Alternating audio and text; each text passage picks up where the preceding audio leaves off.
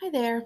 I'm going to show you how to use the Colchester Middle School Library databases to find information on your topic for research. So the first thing you're going to do is from the Colchester Middle School website, you'll go to Academics and then Library, and then you'll be at the Colchester Middle School Library page, and you're going to click on Research Databases.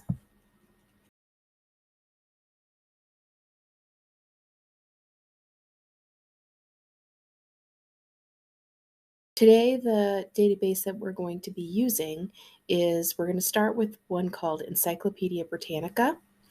And I would just want to pause for a moment and talk about why are we using databases? Why aren't we just Googling the information? And certainly you can. Like there's a lot of good information on Google, but there's also a lot of like not so good information on Google. So it does take a little more time when you're Googling something to really determine if it's a reputable source. And then also doing the citation, documenting your sources on just a regular website is also slightly more time consuming. So for this particular project, we're asking you to just use the databases to save yourself some time and know that you have a good quality source. So we're going to be using a couple different databases potentially. We're going to start with Britannica.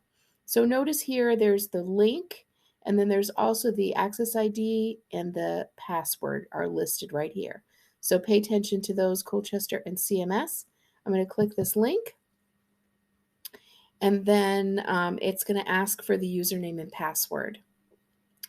And I'll just type those in. And I'm going to click on middle because we're middle school.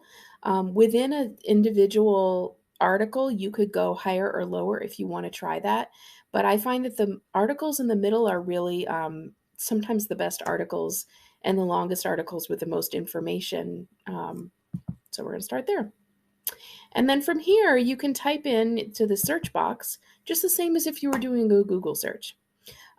Britannica realized doesn't have like every article under the sun like Google does, but it has some really, really good articles. So I'm going to just use one of the topics that you can choose from, which is called canals. And I'm going to click, notice that there's some different results here. I'm going to click the one that says canal waterway because that's what we're talking about. And it takes us to this big article. You can choose to alter your reading level if you want to. And then notice there's this big long article about canals. And that article is pretty long, and if it seems a little overwhelming because it's really long, there's a couple things you can do to make it a little bit easier to find information that you need. You can use these headings. See how this says introduction? You can just kind of skim down until you see a heading that matches what you're looking for. It talks about, and here it says early canals. So if you want the history of canals, this is a good place to start, is kind of skimming through. This talks about ancient, and what I usually do is I'll read like the first few words of each paragraph, and that way I don't have to read the whole thing, and I can skim through to get to the part that I want. Later down here I see the word industrial revolution, um, and I can start to read some information about the industrial revolution.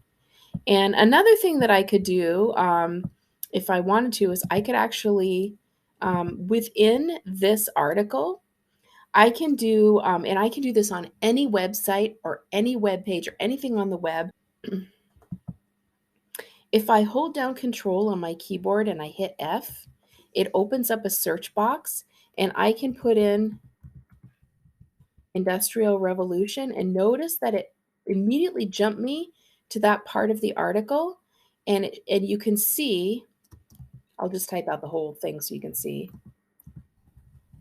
It searches in the article and it will highlight where that word comes up. So that way I don't have to necessarily read the whole article. I can search for something that I want. And it tells me up here too how many times that appears. And if it appears more times, I can actually use these arrows to go down to the different parts where that is mentioned. So that also helps you skim through a long article. Other tools that are really helpful in this database article, and this is something that you won't get in a website as well, is that this article will actually read to you. So if I click on this, I can hover over any of these and it tells me what they do. But if I click on listen, it actually, Introduction. The natural and artificial channels that connect natural bodies of water are called canals. A canal may be dug to drain low areas, to float away sewage, to bring water to dry farmland.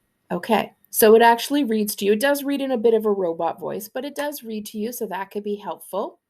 I can also translate this into another language. So if unfortunately, it doesn't work with the read aloud. It won't read it in another language, but I can have it be like printed in another language.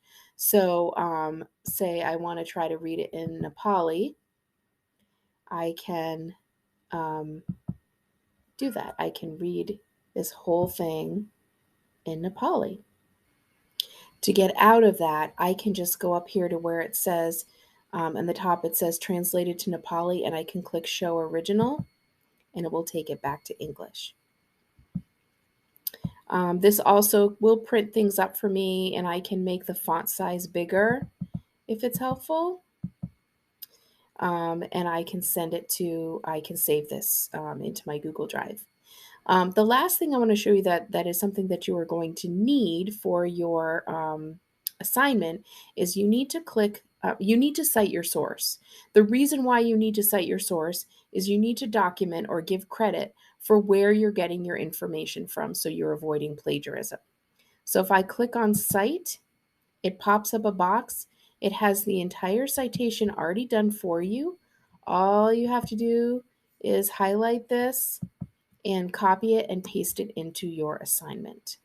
Another thing that can be useful when you are looking for different parts of the article, there is a table of contents.